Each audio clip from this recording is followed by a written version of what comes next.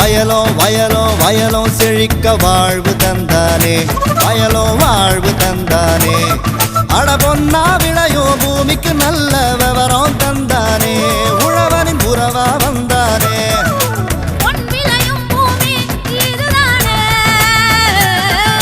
வயலோ வயலோ வயலோ செழிக்க வாழ்வு தந்தானே, வயலோ வாழ்வு தந்தானே. அட பொன்னா விளையோ பூமிக்கு நல்ல விவரம் தந்தானே, உழவனின் உறவா வந்தானே.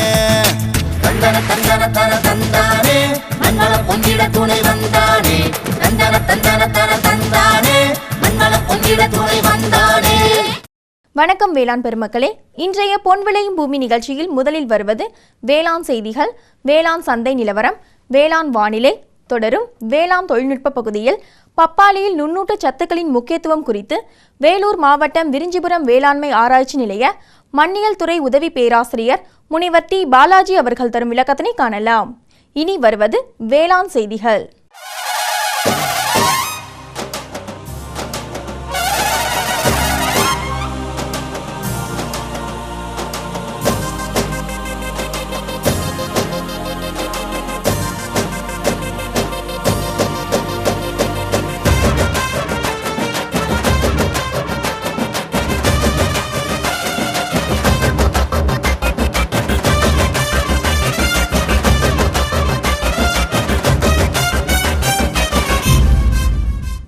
வணக்கம். வேளாண் செய்திகள்.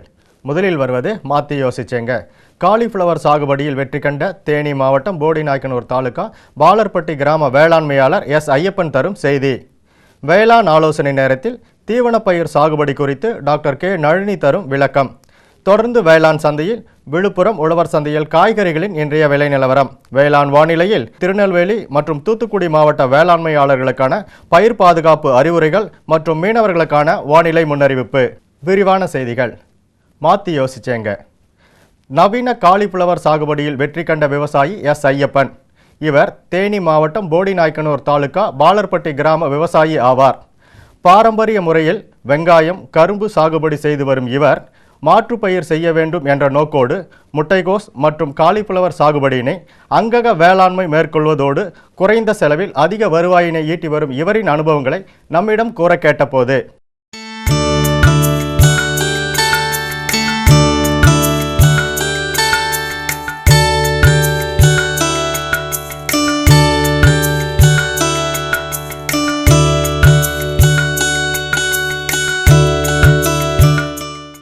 நாங்கள் ஒரு 20 வருஷமாக இங்கே விவசாயம் பண்ணிகிட்ருக்கேன்.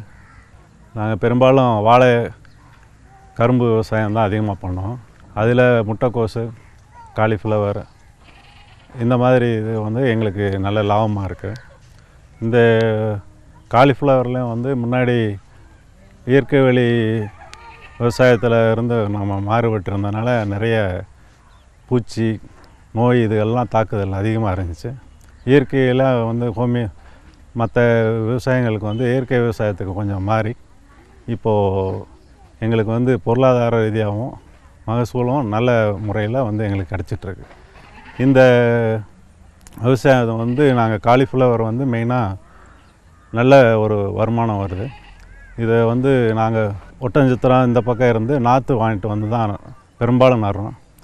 ஏன்னா அந்த கிளைமேட் அடிக்கடி மாறுறதுனால குறைஞ்ச நேரத்தில் நாங்கள் உடனே விவசாயம் பண்ணுறதுக்கு அந்த மாதிரி ஒரு மெத்தடில் நான் போய்ட்டுருக்கேன். இதில் இந்த இயற்கை வழி விவசாயத்தில் வந்து இந்த சொட்டு நீர் இதெல்லாம் வந்து கொஞ்சம் ஆரம்பத்தில் கஷ்டமாக இருந்தது. இப்போது இதையும் வந்து சொட்டு நீருக்கு அதையும் இணைச்சி நாங்கள் பண்ணுறதுனால எங்களுக்கு வருமானம் அதிகமாக கிடைக்கிது. இந்த சொட்டு நீர் விவசாயத்துக்கும் இயற்கை விவசாயத்துக்கும் கொஞ்சம் முரண் இருக்கிற மாதிரி முதல்ல நாங்கள் நினச்சி விட்டுற மாதிரி இருந்தோம். இப்போ இதுதான் நல்ல விவசாயமாக தெரியுது. இதில் நாங்கள் ஆரம்பத்திலேருந்து உழவுலேருந்தே இயற்கையில் தொழு உரம், அப்புறம் மற்ற இதுகள்லாம் ட்ரைகோடர்மா விரிடி இதுகெல்லாம் கலந்து நாங்கள் கொடுக்கறதுனால அந்த புழு நோய் இதுகெல்லாம் கட்டுப்படுத்திட்டுருக்கேன். இப்போ ஆரம்பத்திலேயும் வந்து சின்ன செடியாக இருக்கும்போதே பஞ்சகாவியா மற்ற இதர இதுகளெல்லாம் இந்த கிருமி நாசினி எல்லாம் வந்து நாங்களே உருவாக்கிக்கிறோம். அதிலிருந்து எடுக்கிற சாறுகளில் தான் இதில் தெளிச்சுக்கிறோம். அதனால் வந்து எங்களுக்கு பொருளாதார ரீதியாக வந்து ரொம்ப கம்மியான ஒரு இதில் வந்து நாங்கள் காப்பாற்ற முடியுது. ஆரம்பத்தில் நாற்று நடும்போது வந்து அந்த நாற்றவே வந்து நம்ம நல்ல முறையில் அந்த உரங்க பூச்சி தாக்காத மாதிரி அந்த இதுகள்லாம் கரைசல்கள்லாம் வந்து முக்கி எடுத்து நம்ம நட்டோம்னா ஈஸியாக இருக்கும். அந்த இது வந்து இந்த ட்ரைக்கோடர்மா விரிடி மற்ற இதில் அசோஸ்பேர்லாம் கூட சேர்த்துக்கலாம். அவங்க இது நடும்போது நல்லா அந்த பயிர் வந்து வளர்ச்சி அதிகமாக இருக்கும். நோய் தாக்கலுடைய எதிர்ப்பு சக்தியும் அதுக்கு கிடைக்குது. அப்புறம் அந்த வளரும்போது ஒரு 20 நாள் கழித்து பஞ்சகாவியா அதுக்கெல்லாம் சேர்க்கலாம். அப்போது பூச்சியெல்லாம் கட்டுப்படுத்திக்கலாம்.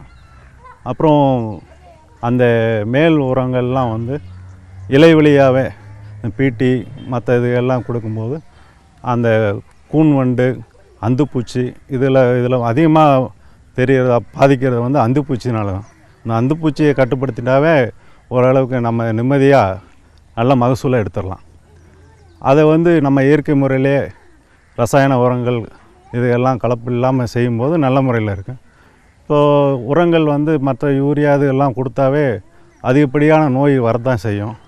அதுக்கு பதிலாக நம்ம இந்த இயற்கை வழி உரங்களை வந்து நம்ம சேர்த்துக்கிட்டாவே நம்ம பாதி நோய் குறைஞ்சிருது.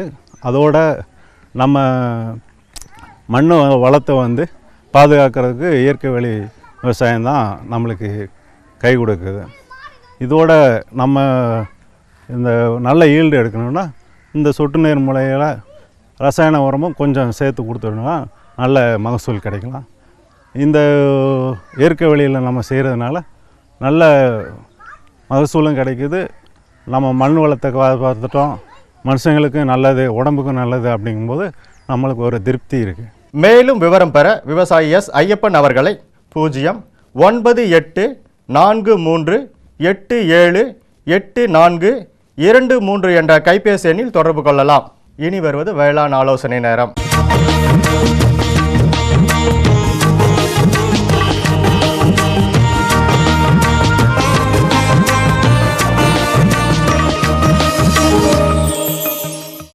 இன்றைய வேளாண் ஆலோசனை நேரத்தில் தொன்று தொட்டு வேளாண்மையோடு கால்நடை வளர்ப்பும் இணைந்து வரும் சூழ்நிலையில் தற்சமயம் மேய்ச்சல் நிலங்கள் குறைந்து வரும் காரணத்தினால் தீவனப் பயிர்கள் சாகுபடி செய்து கால்நடைகளுக்கு வழங்கி வருகிறோம். தீவனப் பயிர்களில் புல்வகை தீவனப் பயிர், தானிய வகை, பயிறு வகை, மர வகை தீவனப் பயிர்கள் என பல வகைகள் உள்ளன. இத்தகைய தீவனப் பயிர்களின் சாகுபடி குறிப்பினை நமக்கு எடுத்துரைக்கிறார் திருநெல்வேலி ராமையன்பட்டி கால்நடை மருத்துவக் கல்லூரி மற்றும் ஆராய்ச்சி நிலைய பயிற்றுவிக்கும் கால்நடை பண்ணை வளாக உதவி பேராசிரியர் டாக்டர் கே நளினி அவர்கள். தீவன பயிர்கள் நான் பண்டைய காலம் முதற்கொண்டே நம்ம நாட்டில் வந்து கால்நடைகளும் விவசாயம் ஒன்றா சேர்ந்து தான் பண்ணிகிட்ருக்காங்க. ஆனால் இப்போ இருக்க காலகட்டத்தில் வந்து அதாவது மேய்ச்சல் நிலமே வந்து குறைஞ்சிட்டே இருக்கிறது. நம்ம மக்கள் தொகை பெருக்கிறதுனால வந்து மேய்ச்சல் நிலை வந்து குறைஞ்சிட்டே வருது. அதனால தீவனங்கள் நம்ம பயிர் செய்கிறதுக்கான முக்கியத்துவம் வந்து அதிகரிச்சுக்கிட்டே வருது. தீவனங்கள்னு பார்த்திங்கன்னா வந்து எப்படி இருக்கணும் அப்படின்னா, நல்ல பசுந்தீவனம் வந்து நல்லா கால்நடைகளை வந்து விரும்பி உண்ணக்கூடியதாக இருக்க வேண்டும். நல்லா வந்து எல்லா பருவநிலைக்கு ஏற்றதாக இருக்க வேண்டும். வறட்சி காலங்களில் நல்லா தாங்கி வளரக்கூடியதாக இருக்க வேண்டும். அதிக சத்து உள்ளதாக இருக்க வேண்டும். இதுதான் தீவனப் பயிர்களுடைய சிறப்பியல்கள்லாம் இருக்கும். தீவனப் பயிர்களை பார்த்தோம்னா நம்ம வந்து 4 வகையாக பிரிக்கலாம். இதில் வந்து முதல் வந்து புல் வகை தீவனம், மற்றும் தானிய வகை தீவனம், பயிறு வகை தீவனம் மற்றும் மர இலைகளின் தீவனம். இதில் நம்ம ஃபஸ்ட்டு பார்க்குறது வந்து புல் வகை தீவனம். புல் வகை தீவனத்தில் என்னென்ன இருக்குதுன்னு நம்ம பார்த்தோம்னா, கம்பு, நேப்பியர், ஒட்டுப்புல், கினியா புல், பேரா புல் மற்றும் கொழுக்கட்டை புல், இதெல்லாம் வந்து புல் வகையில் பார்க்கலாம். இதில் முக்கியமாக நம்ம பார்க்குறது வந்து கம்பு, நேப்பியர், ஒட்டுப்புல் அப்படின்னு சொல்கிறது. இது வந்து கம்பு, நேப்பியர், ஒட்டுப்புல்லுங்கிறது வந்து கம்பு நம்ம நாட்டு கம்பையும் நேப்பியர் புல்லுங்கிற ஒரு புல்லையும் ரெண்டையும் வந்து கிராஸ் பண்ணி வந்தால் தான் இந்த கம்பு, நேப்பியர், ஒட்டுப்புல். இதில் வந்து 4 ரகங்கள் உண்டு. கோ1, கோ2, கோ3, கோ4. இப்போ கடைசியாக உள்ள ரகம் வந்து கோ4. இந்த கோ4 புல் வந்து எல்லா மகன் வகையிலும் எல்லா பருவ காலங்களையும் நம்ம பயிர் பண்ணலாம். இதை பயிர் பண்ணணும் அப்படின்னா வந்து மண்ணை வந்து நல்லா உழுதுட்டு இதுக்கு 1 அடிக்கு 1 அடிக்கு ஒரு பார் அமைச்சு இதை வந்து நம்ம பயிர் பண்ணணும். இதுக்கு தேவையான விதைகள்னு பார்த்தீங்கன்னா இதுக்கு வந்து விதைகள் கிடையாது. இது வந்து குச்சி, அதாவது கரணைகள் மூலமாக தான் இது வந்து நம்ம இனப்பெருக்கம் செய்ய முடியும். இந்த குச்சிங்கிறது வந்து 2 கணு உள்ளது வந்து ஒரு குச்சி. ஒரு ஏக்கருக்கு பார்த்தீங்கன்னா 16,000 குச்சி தேவை. அந்த குச்சியை வந்து இந்த பார் 1 அடிக்கு 1 அடி இருக்க பாரில் வந்து 1 அடிக்கு 1 அடி இடைவெளி விட்டு இந்த குச்சிகளை நட வேண்டும். இது வந்து நிறைய தூர்கள் பிடிக்கக்கூடியது. இதன் மூலயமா நமக்கு வந்து ஃபஸ்ட்டு இதிலேருந்து நமக்கு அறுவடை வந்து 80 நாளில் கிடைக்கும். இது ஒரு பல்லாண்டு பயிர். அதனால் இது வந்து அடுத்தடுத்த அறுவடைகள் வந்து ஒவ்வொரு 45 நாட்கள், அதாவது 1.5 மாத இடைவெளியில் நம்ம வந்து இதை வந்து அறுவடை செய்யலாம். இதில் நமக்கு கிடைக்கக்கூடிய மகசூல் வந்து 350லேருந்து 400 டன் அளவு ஒரு வருஷத்துக்கு ஒரு ஹெக்டேரில் நமக்கு மகசூலாக கிடைக்குது. கம்பனை பெருப்புள்ளே நம்ம வந்து தொடர்ச்சியாக நம்ம வந்து தீவனங்களுக்கு மாட்டுகளுக்கு கொடுத்தோம் அப்படின்னா இதில் வந்து கொஞ்சம் ஒரு ஆக்சிலேட்டுங்கிற ஒரு நச்சுத்தன்மை இருக்குது. அதை வந்து குறைக்கக்கூடணும் அப்படின்னா நமக்கு வந்து கால்சியம், அதாவது நமக்கு ஒரு லைம் சொல்கிற சுண்ணாம்பு சத்தை வந்து நம்ம வந்து அதுக்கு வந்து நம்ம கொடுத்துட்டே இருக்கணும். இந்த சுண்ணாம்பு சத்தை எப்படி நம்ம கொடுக்கலான்னா, தெளிந்த சுண்ணாம்பு நீரை வந்து ஒரு 1/2 லிட்டர் அளவுக்கு எடுத்து ஒரு வாரத்துக்கு ஒரு தடவை உங்கள் கால்நடைகளுக்கு வந்து உங்கள் கால்நடையில் வைக்கிற தீவனத்தோடு நீங்கள் கலந்து தண்ணீரோடு வச்சிங்கன்னா நம்மளோட அந்த சுண்ணாம்பு சத்து பற்றாக்குறையை வந்து நம்ம வந்து போர்க்கலாம். அடுத்தது பார்த்திங்கன்னா வந்து தானிய வகை தீவனம். தானிய வகை தீவனத்தில் வந்து கம்பு, சோளம், மக்காச்சோளம் இதெல்லாம் தான் வந்து தானிய வகை தீவனம். சோளத்தில் பார்த்தீங்கன்னா கோஎஃப்எஸ் 29ங்கிற சோளம் வந்து ஒரு பல்லாண்டு பயிரான சோளம். இதை வந்து நாற்று சோளம்னு சொல்கிறாங்க. இது சொல்கிறோம். இந்த சோளம் வந்து எப்படி நம்ம பயிர் பண்ணலாம் அப்படின்னா, நல்லா நிலத்தை உழுதுட்டு உங்கள் தொழு உரம், அதாவது உங்களுக்கு மாடுகளே கிடைக்கக்கூடிய சாணம், அதாவது மக்கிய தொழு உரத்தை உங்கள் வயலிலேயே நீங்கள் வந்து போடணும். அது எந்த காரணத்தை கொண்டும் வெளியில் நீங்கள் வந்து விற்க வேண்டாம். இந்த தொழு உரத்தை போட்டு நல்லா உழுதுட்டு அதுக்கப்புறம் பாத்தி பிடிச்சி அதுக்கப்புறம் அதில் வந்து நம்ம வந்து விவசாயம் பண்ணணும். இதில் வந்து எவ்வளோ விதை அளவு தேவை அப்படின்னு பார்த்தீங்கன்னா, ஒரு ஏக்கருக்கு வந்து 8 கிலோ அளவுக்கு அதுக்கு வந்து விதை வந்து தேவை. இதை வந்து நம்ம வந்து கோடு போட்டு அதை நம்ம வந்து வளர்க்கணும். இதை பார்த்தீங்கன்னா இது ஒரு பல்லாண்டு பயிர் தான். அதனால் 80 நாளில் வந்து நம்ம இதை வந்து அறுவடை செய்யலாம். அடுத்தடுத்த அறுவடைகள் வந்து 45 நாள் பண்ணலாம். ஒரு அறுவடைக்கு பிறகும் வந்து 30 கிலோ தலை சத்தை வந்து நம்ம ஒரு தடவை போட்டுட்டு தண்ணி வச்சோம்னா இது நன்றாக எடுத்து வளரும். இதில் வந்து நமக்கு வந்து ஒரு 60லேருந்து 70 டன் வந்து ஒரு ஏக்கருக்கு வந்து மகசூலாக கிடைக்கும். இந்த 2 தீவனத்தையும் நம்ம கொடுக்கும்போது நம்மளோட மாடுகளுக்கு ஆடுகளுக்கு தேவையான மாவு சத்து வந்து நமக்கு கிடைக்குது. இது 2 முக்கிய தீவனமாக நீங்கள் உங்கள் கால்நடைகள் கொடுத்து உங்களோட கால்நடைகளோட உற்பத்தி திறனை அதிகரித்து அவங்க வாழ்க்கை திறனை மேம்படுத்தும்படி கேட்டுக்கொள்கிறேன். மேலும் விவரம் பெற டாக்டர் கே நளினி அவர்களை 09894388840 என்ற கைபேசி எண்ணில் தொடர்பு கொள்ளலாம். விளம்பர இடைவேளைக்கு பின் வேளாண் செய்திகள் தொடரும். சரிங்க. இவ்ளோ நேரம் சிரிச்சு யார்கிட்ட பேசிட்டு இருந்தீங்க? விவசாயிகள் கால் சென்டர் நிபுணர்கிட்ட பயிர்கள் பத்தின யோசனை கேட்டுட்டு இருந்தேன். காலையில சரி, மதியானம் கூடவா? விவசாயிகள் கால் சென்டர் காலையில 6 மணில இருந்து ராத்திரி 10 மணி வரை திறந்திருக்கும். ஞாயிற்றுக்கிழமை கூடவா? ஆமா, வருஷத்துல 365 நாளும் திறந்திருக்கும். விவசாயம் சம்பந்தப்பட்ட பிரச்சனைகளுக்கு தங்கள் மொழியில் உடனே தீர்வு பெற இந்தியாவில் எங்கிருந்தும் எந்த போன் மூலமும் தேசிய ஹெல்ப்லைன் நம்பர் 1800-180-1551 தொடர்பு கொள்ளவும். இனி வருவது வேளாண் சந்தை.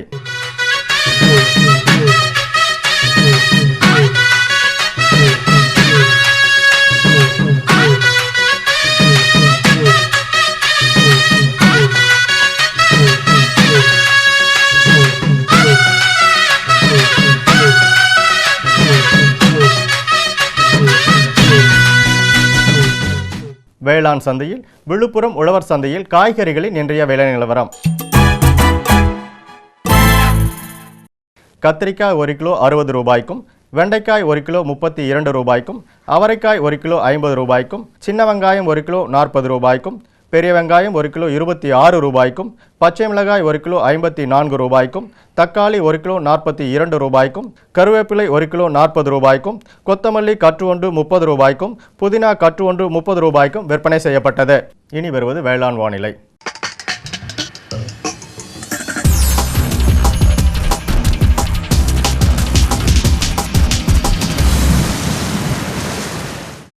இன்றைய வேளாண் வானிலையில் திருநெல்வேலி மாவட்ட வேளாண்மையாளர் கவனத்திற்கு முக்கிய பயிர்களான நெல் மற்றும் சூரியகாந்தி. நெல்லில் கதிர்முற்றும் பருவம் காணப்படுவதால் ஒரு நாள் விட்டு ஒரு நாள் 5 சென்டிமீட்டர் ஆழம் இருக்குமாறு நீர்ப்பாசனம் செய்தல் வேண்டும். சூரியகாந்தியில் பூக்கும் தருணம் காணப்படுவதால் நாப்தலின் அசிட்டிக் அமிலம் ஹெக்டேருக்கு 20 ppm வீதம் தெளிக்க வேண்டும். தூத்துக்குடி மாவட்ட வேளாண்மையாளர் கவனத்திற்கு. முக்கிய பயிர்களான பருத்தி மற்றும் மிளகாய். பருத்தியில் மொட்டு உதிர்வதை தடுத்து விளைச்சலை அதிகரிக்க ஹெக்டேருக்கு நாப்தலின் அசிட்டிக் அமிலம் 40 ppm வீதம் தெளிக்க வேண்டும். மிளகாயில் சத்து குறைபாட்டினை போக்க 1% 19 அதாவது ஆல் 19 கரைசலை தெளிக்க வேண்டும். மீனவர்களுக்கான வானிலை முன்னறிவிப்பு. பலமான காற்று வடகிழக்கு திசையிலிருந்து மணிக்கு 45 முதல் 55 கிலோமீட்டர் வேகத்தில் தமிழகம் மற்றும் புதுச்சேரியின் கடலோர பகுதியில் வீசக்கூடும். வட தமிழகம் மற்றும் புதுச்சேரி கடலோர பகுதிகளில் எச்சரிக்கை எதுவும் இல்லை. இத்துடன் இன்றைய வேளாண் செய்திகள் நிறைவு. நன்றி, வணக்கம்.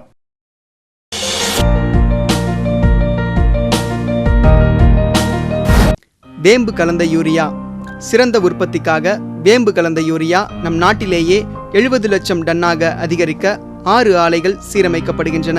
FCIL-இன் கோரக்பூர், சித்ரி, தல்ச்சர் மற்றும் ராமகுண்டம் ஆலைகள், HFCL-இன் பரௌனி மற்றும் BVFCL-இன் நாமருல் போர்ட் ஆகியன. பழம் நழுவி பாலில் விழுந்தது போல இப்பொழுது நம் நாட்டிலேயே வேம்பு கலந்த யூரியா உற்பத்தி செய்யப்படும். இதனால் விவசாயிகளுக்கு நன்மையே விளையும். 10% வரை தானிய உற்பத்தி அதிகரிக்கும். மண்ணில் 10 to 15% நைட்ரஜன் திறன் அதிகரிக்கும். சிறந்த உற்பத்திக்கு வேம்பு கலந்த யூரியா.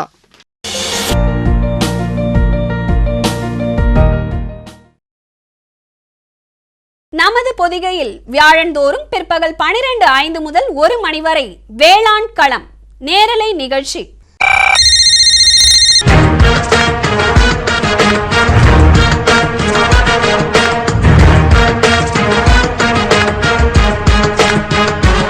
வேளாண்மையாளர்களுக்கான தொழில்நுட்ப தகவல்கள், புதிய வேளாண் முறைகள், மத்திய மாநில அரசுகளின் திட்டங்கள், வங்கிகளின் வேளாண் கடனுதவிகள், கால்நடை வளர்ப்போருக்கான புதிய தொழில்நுட்பங்கள், மீன்வள மேம்பாடு மற்றும் மீன் வகைகள், பருவநிலைக்கேற்ற வேளாண் ஆலோசனைகள், வேளாண், கால்நடை, மீன் வகை ஆகியவற்றை சந்தைப்படுத்த ஏற்ற தகவல்கள், இன்னும் எண்ணற்ற வேளாண் தேவைகளை வேளாண்மையாளர்கள் தொலைபேசி மற்றும் அலைபேசி வழியே அந்தந்த துறை வல்லுநர்களை நேரடியாக தொடர்பு கொண்டு விளக்கம் பெற்றிட பொதிகையின் இன்னொரு களம் வேளாண் களம் நேரலை நிகழ்ச்சி. வியாழந்தோறும் பிற்பகல் 12:05 முதல் 1 மணி வரை பங்கு கொள்ளுங்கள், பயன் பெறுங்கள். வேளாண் களம் நேரலை நிகழ்ச்சி.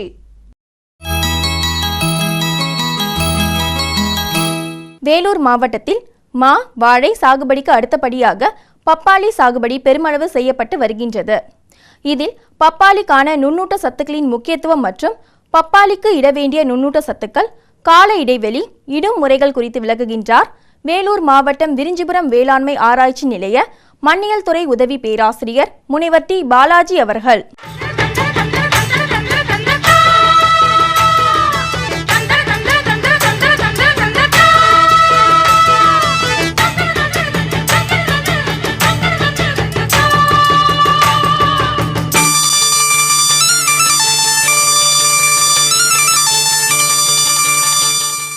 வேலூர் மாவட்டத்தில் பல பயிர்களை பார்த்திங்கன்னா நிறைய நுண்ணூட்ட சத்துக்கள் முக்கியத்துவம் வந்து முக்கியமாக கருதப்படுகிறது. இப்போ பல பயிர்கள் எடுத்துக்கிட்டோம்னா வேலூர் மாவட்டத்தில் மா, வாழை, பப்பாளி போன்ற பயிர்கள் வந்து அதிக அளவில் பயிரிடப்படுகிறது. இவற்றில் வந்து பார்த்திங்கன்னா இப்போ பப்பாளி வந்து முக்கிய பயிராக கருதப்படுகிறது வேலூர் மாவட்டத்தில். அவைகளில் வந்து நம்ம வந்து அதிகமாக உரம் இட்டுருக்கிறோம். இப்போ எக்ஸாம்பிள் உரம்னு சொல்லும் போது நம்ம வந்து சத்துக்கள்னு நிறைய சத்து இருக்குது. பேரூட்ட சத்துக்கள், நுண்ணூட்ட சத்துக்கள்னு இருக்கிறோம். பேரூட்ட சத்துக்கள்னு பார்த்திங்கன்னா தலைச்சத்து, மணிச்சத்து, சாம்பல் சத்து. அதுக்கு அடுத்ததாக வருது நுண்ணூட்ட சத்துக்கள். இப்போ வந்து நம்ம வந்து அதிக விவசாயிகள் வந்து என்னென்னா அவங்களுடைய இது வந்து என்ன பேரூட்ட சத்துக்களுக்கு இதில் தான் அதிகமாக ஆர்வம் இருக்கிறது. நுண்ணூட்டச்சத்தினுடைய அந்த விழிப்புணர்வு வந்து மிக கம்மியாக இருக்கிறது. நுண்ணூட்டச்சத்துக்கள்னு பார்த்திங்கன்னா வந்து நம்மளுடைய தமிழகத்தில் வந்து ஃபஸ்ட்டு முதன்மையாக துத்தநாகம் மற்றும் தாமிர சத்து வந்து மிகவும் பற்றாக்குறையாக தேவைப்படுகிறது. அதற்கு அடுத்தபடியாக போரான், காப்பர் மற்றும் இரும்பு சத்துக்கள் பற்றாக்குறையாக காணப்படுகிறது. இவைகளின் முறையே இதை பார்த்திங்கன்னா துத்தநாகம் வந்து அதிகமாக தமிழ்நாட்டில் வந்து 40% வந்து பற்றாக்குறை இருக்குது. அதுக்கு அடுத்தபடியாக இருக்கக்கூடியது வந்து இரும்பு வந்து 10% பற்றாக்குறை இருக்கிறது. மற்றும் போரான் மற்றும் தாமிரம் முறையே 3 மற்றும் 4% வந்து நம்ம பற்றாக்குறையாக இருக்கிறது.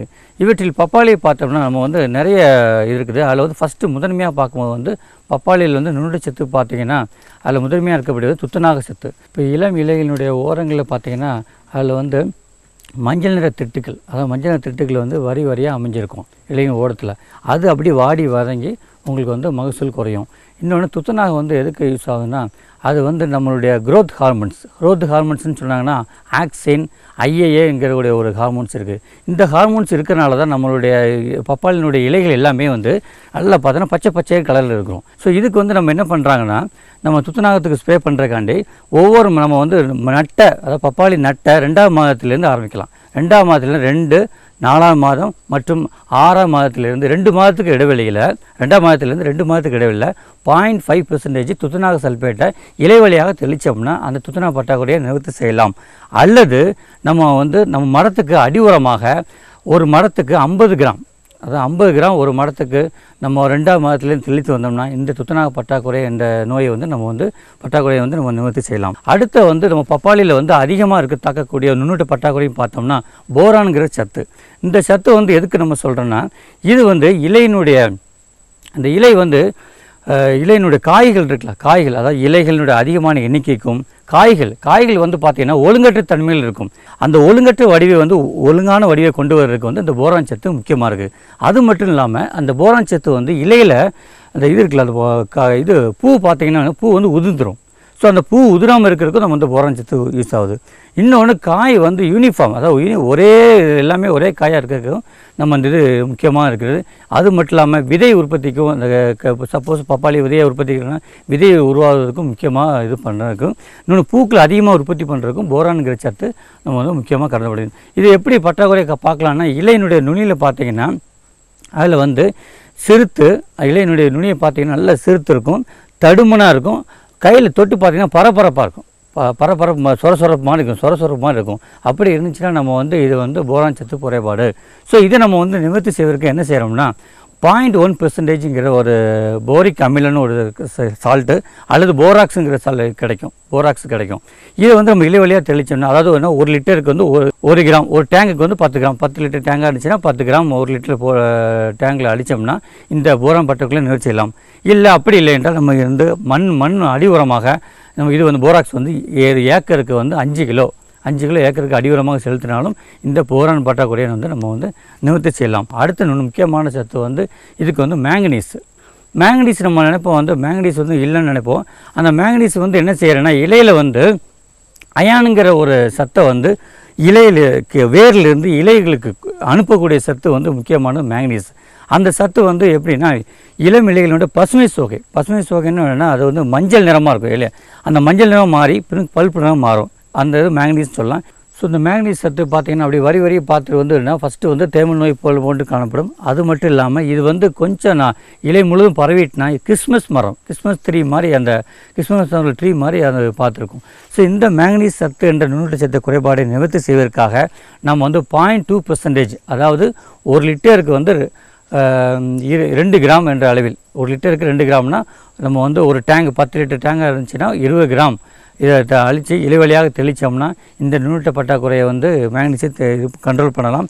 அது மட்டும் இல்லாமல் அப்படி இல்லை என்றால் அடியுரமாக நாம் வந்து 10 கிலோ ஒரு ஹெக்டேருக்கு வந்து 10 கிலோ என்ற அளவில் அடியுரமாக இட்டு அந்த மேங்கனீஸ் இந்த நுண்ணூட்ட சத்து பற்றாக்குறையை நாம் நிவர்த்தி செய்யலாம். அடுத்ததாக முக்கியமாக கருதப்படுகிற சத்து வந்து இரும்பு சத்து வந்து நமக்கு எப்படி நம்ம மனுஷங்களுக்கு இரும்பு சத்து எவ்வளோ முக்கியமோ அதே மாதிரி அந்த எல்லா பழ வகைகளும், அது மாவாக இருக்கட்டும், அது வந்து கொய்யா பழமாக இருக்கட்டும் அல்லது பப்பாளியாக இருக்கட்டும், இந்த பழத்துக்கு வந்து முக்கியமான சத்து வந்து இரும்பு சத்து இருக்குன்னா அந்த வேரினுடைய வளர்ச்சி வந்து ஸ்ட்ராங், அதான் சாயாமல் அந்த பழம் வந்து இப்போ மழையிலையோ அல்லது காற்றுலையோ சாயாமல் இருக்கிறதுக்கு ஒரு இரும்பு சத்து வந்து அது நிலையாக இருக்கிறதுக்கு வந்து இரும்பு சத்து தேவை. இந்த சத்து அது மட்டும் இல்லாமல் இந்த இரும்பு சத்து வந்து அந்த இலைகள் வந்து பச்சையம்னு சொல்லுவாங்க, பச்சையம் மற்றும் சுவாசிப்பதற்கு, அதாவது நம்மளுடைய வேர்கள் வந்து ஈஸியாக சுவாசிப்பதற்கும் அதனுடைய போட்டோசிந்தசிஸ்ன்னு சொல்லக்கூடிய ஒளிச்சேர்க்கை நடத்துறதுக்கும் முக்கியமானது வந்து அயன் சத்து, அதாவது இரும்பு சத்து தேவைப்படுது. இந்த இரும்பு சத்து வந்து எப்படின்னா நம்ம இலையில் பார்க்கலாம்னா இலையில் பார்த்திங்கன்னா இலையினுடைய இது வந்து இளம் இலைகள் தான் அதிகமாக தாக்கும். அதனுடைய இலைகளிலிருந்து ஆரம்பத்திலிருந்து கடைசி வரை பார்த்திங்கன்னா இந்த அதாவது ஆரம் பகுதிக்கும் இலையினுடைய நம்ம மைய நிறம் போகிறதுக்கு இடைப்பட்ட பகுதி பார்த்திங்கன்னா மஞ்சள் நிறத்தில் காணப்படும். இந்த மஞ்சள் வந்து இலையினுடைய முழுவதும் மாறி வெண்மை நிறமாக தோன்றும். அதாவது வெளியிடுதல்னு சொல்லுவாங்க, அது பேர் வெளியிடுதல் தோன்றுவாங்க. இந்த இதை பார்க்கணுன்னா இளம் இது பவாளி மரத்தில் பார்த்திங்கன்னா அந்த எல்லாமே என்ன பார்த்திங்கன்னா அந்த வயல் முழுவதும் வெள்ளை காகிதம் போன்று தோன்றும். அப்படி பார்த்திங்கன்னா அது வந்து இரும்புச்சத்து பற்றாக்குறை அப்படிங்கிறது நம்ம பப்பாளியில் பார்க்கலாம். வெள்ளையேன்னு இருக்கும், பார்த்தா நம்ம வேறு எதுவும் நினைப்போம், அது வந்து கண்டிப்பாக இரும்புச்சத்து பற்றாக்குறை. அதுக்கு வந்து நம்ம பரிந்துரை பண்ணியிருக்கோம் 0.2%, அதாவது 0.2% இரும்பு சல்ஃபேட். இதை வந்து நம்ம வந்து இலைவழியாக தெளித்தோம்னா கண்ட்ரோல் பண்ணலாம். இதே மாதிரி எவ்வளோன்னா 20 அதே தான் 2 கிராம் 1 லிட்டர், அதாவது 10 லிட்டர் தண்ணிக்கு வந்து 20 கிராம் தெளிச்சிங்கன்னா நம்ம இந்த வந்து இரும்புச்சத்து பற்றாக்குறை நிவர்த்தி செய்யலாம். அது மட்டும் இல்லாமல் நம்ம இலைவழி இது அடியுரமாக மண்ணில் அடியுரமாக 20 கிலோ பெரிய ஹெக்டருக்கு அப்ளை பண்ணிங்கன்னா இந்த நம்ம வந்து நுண்ணுயிர்ச்சத்து பற்றாக்குறையை நிவர்த்தி செய்யலாம். இதிலிருந்து நம்ம முக்கியமாக இருக்கக்கூடிய சத்துக்களான துத்தநாகம், போரான் மற்றும் இரும்பு மற்றும் மேங்கனீஸ், இந்த 4 சத்துக்கள் பப்பாளினுடைய வளர்ச்சிக்கு, அதனுடைய பழம் வளர்ச்சி, அதனுடைய காய்கள், அதனுடைய வெயிட் அதிகமாக இருக்கிறதுக்கும் எல்லாத்துக்கும் முக்கியமாக இந்த நுண்ணுயிர்ச்சத்துக்கள் இருந்துச்சுன்னா, இதனோட நம்மளுடைய பேருடைய சத்துக்களான தலை, மணி, சாம்பல் சத்து சேர்த்து செஞ்சிட்டேன்னா அதிகமான மகசூல் வந்து நம்ம வந்து பப்பாளியில் பெறலாம் என்று தெரிவித்துக் கொள்கிறேன். மேலும் விவரம் பெற முனைவர் டி பாலாஜி அவர்களை 099 94 60 7018 என்ற கைபேசி எண்ணில் தொடர்பு கொள்ளலாம். இந்தாங்க, வேற ஏதாவது? போதும். அட இது என்னப்பா இவ்வளவு குறைவா ரசாயனம் வருமா? விவசாயத்தை விட போறீங்களா? விவசாயத்தை இல்ல, அறியாமைய விடுறேன். மண் பரிசோதனை செஞ்சேன். இனிமே அண்ணே எத்தனை அவசியமோ அத்தனை உரம் தான் நிலத்துல போடுவேன். ஆமா விவசாய சகோதரர்களே, இன்றே உங்கள் மாவட்டத்தின் அருகில் உள்ள மண் பரிசோதனை கூடத்தில் உங்கள் மண்ணை பரிசோதியுங்கள். மண் சத்து, ஈரப்பதம், செடி வளர்ச்சியை சரிபார்த்து அவசியத்திற்கு ஏற்றவாறு மட்டுமே சத்துக்களை போடுங்கள். மேலும் சல்பர், ஜிங்க் மற்றும் போரான் போன்ற நுண்சத்துக்களையும் சரிபார்க்க மறவாதீர்கள். ரசாயன உரம் மற்றும் ஆர்கானிக் உரத்தை சரியான முறையில் பயன்படுத்தி நிலவளத்தை பராமரியுங்கள். உற்பத்தியை பெருக்குங்கள், செலவை குறையுங்கள், அந்நிய செலாவணியை சேமிக்க உதவிடுங்கள். கூடவே மெதுவான வேகத்தில் நைட்ரஜனை அளிக்கும் உரங்கள், அதாவது வேம்பு தடவிய யூரியா போன்றவற்றை பயன்படுத்துங்கள். யூரியாவை இலைகளின் மேல் தெளியுங்கள். ஆஹா, நீ நெசமாவே புத்திசாலி ஆயிட்டப்பா. மேலும் விவரங்களுக்கு தொடர்பு கொள்ளவும் மாவட்ட வேளாண் அதிகாரி அல்லது விவசாயி கால் சென்டரை. 5/1/2016 செவ்வாய்க்கிழமை அன்று பொன் விளையும் பூமி நிகழ்ச்சியில்